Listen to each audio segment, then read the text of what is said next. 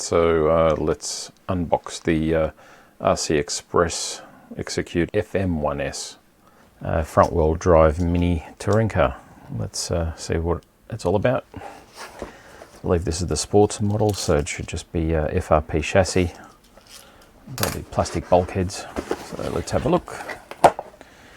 Alright, so what have we got? Shock oil, 1 million weight diff oil, manual. We'll have a look at that later on. Let's have a look. Bearings, so we've got hardware H bag, some tools, hardware F bag, universals, all built ready to go. Looks like they're greased up as well. We'll check that later. And it looks like they've got a little white, probably nylon dog bone ends, just so it stops shagging the outdrives out of the diff.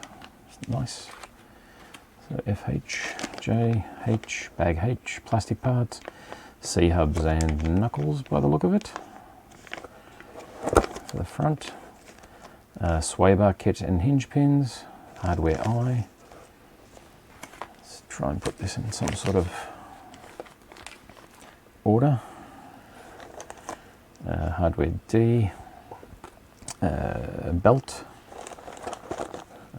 spur gear and plastic gear, bag C, bag D are the wheel hexes, plastic, bag F, shock towers, plastic, shock tower, yeah, bulkhead, the top of the bulkhead's front and rear in plastic. Red alloy motor mount, hardware C, and lay shaft gear, I'm guessing, spur holder. Okay, front and rear arms, bag J. Hardware K, that seems to be a lot of screws basically. Rod ends, bag A. Bag I is the rear hubs and servo horns. Hardware B, pivot balls, ball studs. Bag G are the suspension hinge pin mounts.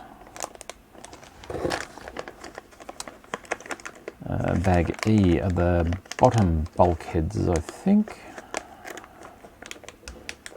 Looks like the bottom bulkheads.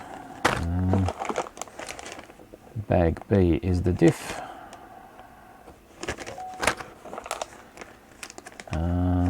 Bag K seems to be the alloy shocks. There we go, the FRP shock tower, top deck and servo mount, body posts and bumper mount, there, foam bumper, brass weight for the front because it's center motor, mid motor, turnbuckles, hardware A. What else we got here? Hardware G are the king pins, probably for the C-hubs. And what else have we got? The FRP lower deck. That's pretty cool. Nice and thick. Probably 2.5 mil, and some RC Express stickers. So that's what we've got to start with. So let's put that up right there so we can get to it. I'll make it at the back. Let's put all of these in order. So assuming the instructions are going to be in order, let's go with that. So what do we got? Bag B, so we've got the FRP bag there. Okay. Okay, so we've got bag A, B, C, D,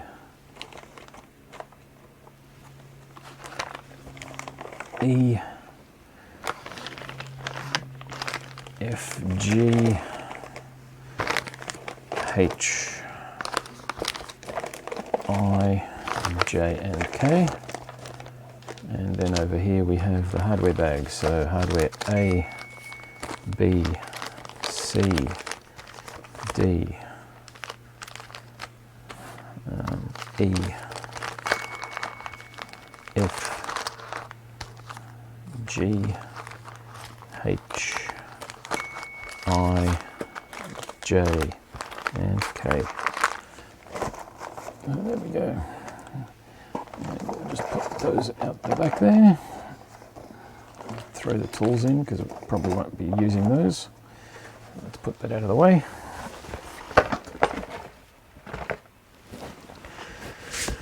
So now let's have a look at the manual.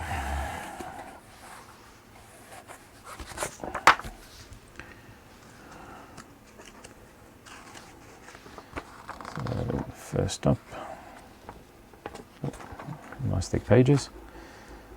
Straight away we've got step A's turnbuckles. So we've got our turnbuckles, pivot balls. So that gives us our starting points with dimensions for all of the turnbuckles. Get those out of the way early. Worst part of any build, for me anyway. Next step, ball diff with million weight, or anywhere from 300,000 to a million weight. I've got a special purpose in mind for this car, so I'm not quite sure what to go yet. Hopefully by the time I get to where are we, page 2 here, I'll work it out. Otherwise it'll be leaving it empty and then filling it up sometime later. Then we've got the lay shaft, spur, holder, spur and pulleys, belt pulley. Next step we have mounting that to the motor mount, mounting the servo.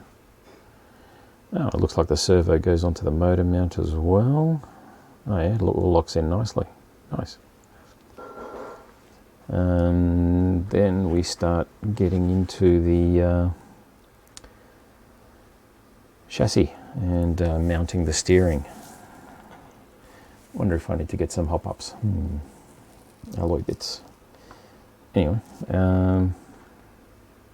so the default kit bits, because this is the Sport Edition, comes with just all plastic pieces, so you've got no adjustment on the hinge pins. So there's no pillows or pills for the hinge pin mount, so you can't adjust roll centers on there or toe. Then we mount the bulkheads, front and rear bulkheads to the chassis. Mount the servo and spur to the chassis and motor mount and the diff. Next we've got rear upper bulkhead, front upper bulkhead, and make sure the belt's in as well. Next step we have steering rack. That goes through the belt there. Damn, should have ordered some hop-ups. Now we start with the upper deck. It's a 2-part upper deck with some flex slots there to allow it to move a little bit. I think we can actually tighten that up to reduce flex here, so you can put an upper deck collar for flex elimination. So that's an optional. Okay, so there's 2 different parts of that. There's the rear mount, or the rear deck. Again, using a bearing for flex, flange bearing for to allow flex, or a collar to remove flex. I'm guessing there'll be an alloy aftermarket bit that will allow you to remove full flex and look cool. Next step is drive shaft blades and assembling the C-hubs, the steering knuckles and C-hubs. C-hubs, lower arms.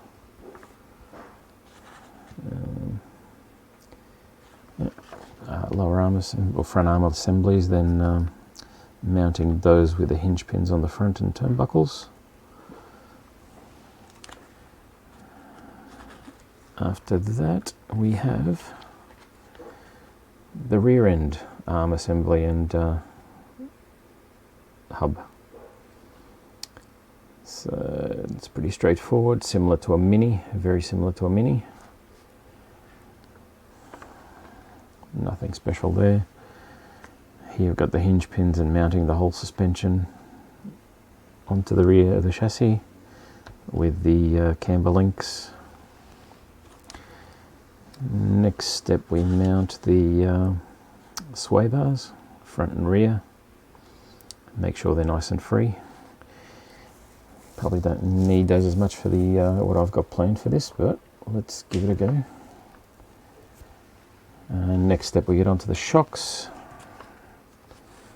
and body posts and shock towers.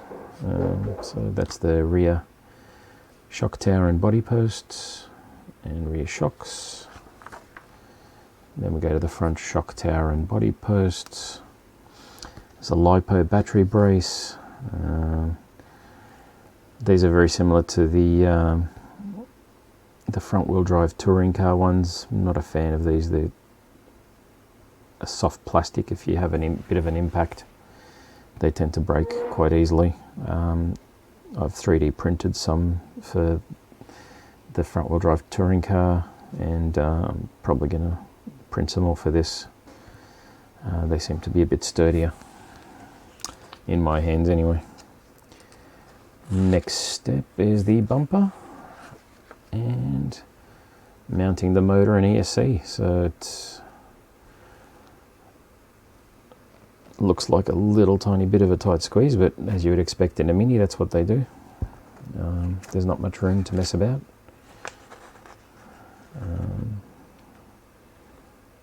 And what have we got? So this is a parts list, original parts column and optional parts column. Might have to investigate that. Gear ratio chart.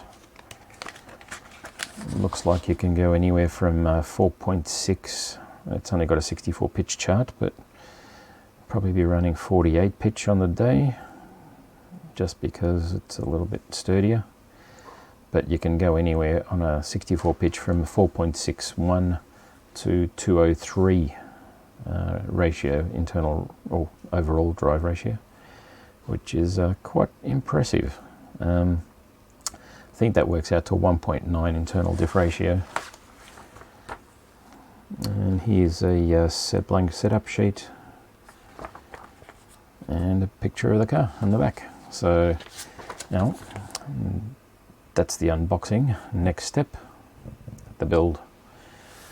I'll see you in the next video.